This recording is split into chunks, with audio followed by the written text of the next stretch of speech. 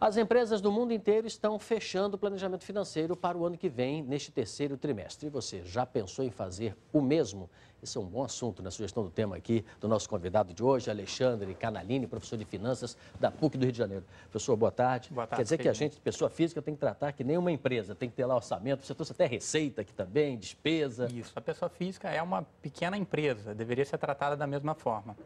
Da mesma forma que nesse final de ano agora, já estão olhando para o próximo ano, a pessoa física deveria olhar também. Analisar quais são as receitas recorrentes, quais são as receitas que são pontuais, para poder programar o seu orçamento. Então, vou mostrar isso na prática. Nós preparamos aqui 3 quadros, né, para rodar aqui no telão, e eu vou pedir ao professor que nos dê explicações, porque mostram como fazer a administração do orçamento familiar, né? Vamos ver o primeiro aqui. Vamos botar na tela? O primeiro é sobre receitas, né? Aí a parte boa, é o dinheiro que entra, né? É o dinheiro que entra. Isso Conta é pra importante, gente. Sidney. O dinheiro que entra líquido. Isso é muito importante, Aí né? você pensa Já assim, eu líquido de ganho R$ 1.000. impostos. Não, você não ganha R$ 1.000. Você ganha ganha 1.000 com descontos, é para os 800. Né? Exatamente. Então, é sempre importante contemplar no teu orçamento o salário líquido, aquelas receitas que são não recorrentes. Então, férias, 13º do salário é não recorrente. Precisa estar dentro do seu orçamento também, porque ele vai ter um destino muito importante, principalmente agora no final do ano. Isso aqui tem que se anotar. O senhor sugere que se anote num papel, no computador. Isso. Cada um trabalha de forma diferente. Tem pessoas que trabalham melhor com um caderninho, tem pessoas que trabalham melhor com a planilha. O importante é que exista um meio para ter o controle disso, seja o caderno, seja a planilha. Vamos para a segunda parte, essa é dolorosa, despesas, né? Isso aqui é receita, o que entra. Agora, despesas. As despesas realmente é uma parte um pouco pior, né? Então, sugiro sempre dividir as despesas em categorias, né? Saúde, alimentação, moradia,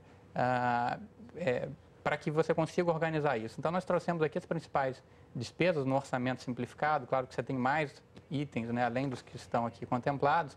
É importante ter alguma previsibilidade disso ao longo do ano, né, para que você não tenha problema, dificuldade, não tenha que fechar as contas no vermelho. Então, tendo tudo isso anotado, você já tem uma noção de quanto você ganha líquido e de quanto você tem de despesas e qual é o teu saldo final no período. E onde eu anoto uma despesa de 50 centavos, de R$ 1, de R$ 1,20? Esses são chamados gastos fantasmas.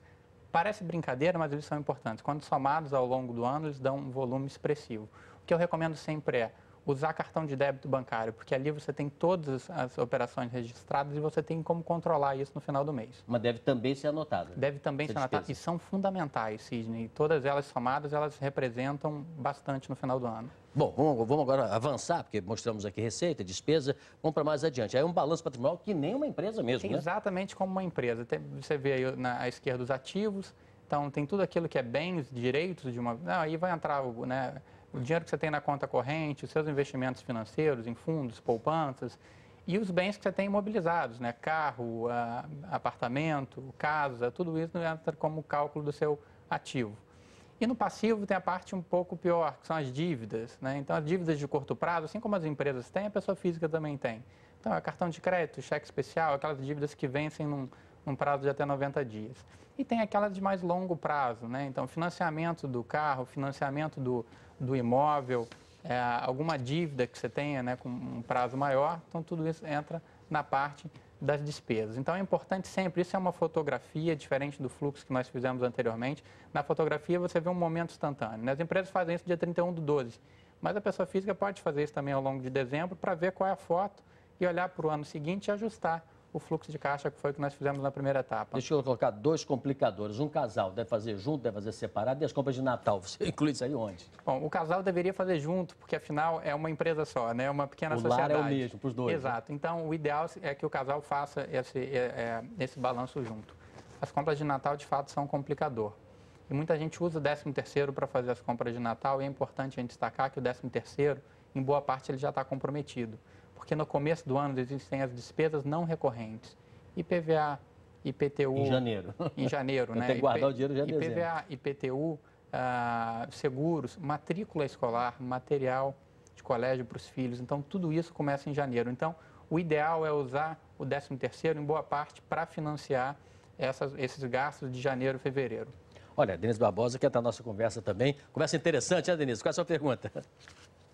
Pois é, queria perguntar para o professor o seguinte, para quem está endividado, para todo mundo que tem dívida, a hora que chega o 13º, tem que correr e quitar, ou isso se aplica em alguns algum tipo de dívida, para outro tipo de dívida não se aplica? Como é que funciona isso, professor? Boa pergunta. O ideal, Denise, é que as dívidas, se você tem uma receita extra com 13º, que você use essas receitas para quitar, sim, as dívidas, porque essas dívidas custam juros, né? O banco cobra por essas dívidas, então se você tem uma receita que você pode liquidar, né, amortizar esse valor, é o ideal porque você ganha fôlego, que você vai pagar menos juros. Né? Você passa a pagar menos juros porque você tem uma dívida pagar só menor. uma parte, deixar outra parte para comprar, para gastar, você está aumentando a sua dívida futura. Exato. Quanto mais você conseguir pagar a dívida com 13º, melhor. Essa é a recomendação que se dá para quem está endividado nesse momento. Bem, aqui nós demos apenas uma noção racional de como é que deve ser feito. Isso deve ter planilha de computador, deve ter livros também, você está lançando livros sobre esse assunto, ou seja, tem já uma bibliografia sobre isso, não é? Perfeito. Fizemos de forma simplificada, porque é um pouco mais extenso o assunto, mas tem livros, sites que mostram realmente como é que você faz um orçamento de forma bem elaborada, é simples, não exige complexidade, entendimento profundo de matemática, sabendo dois, três tipos de operação, a gente consegue fazer um orçamento de forma bem organizada. E eu recomendo que se procure as ferramentas na internet, né? Tem livros também que falam sobre como organizar as finanças pessoais e, especialmente, muito cuidado e controle. Onde não tem controle e planejamento, como numa empresa, né? Tem tudo para que se perca a noção dos gastos e aí, com isso, você tem a dificuldade e comece a fechar no vermelho. Então, qualquer que seja o meio usado, ou uma planilha ou um caderno, o importante é que exista uma forma de controlar as despesas. Começa a fazer ontem, se você já faz, ótimo.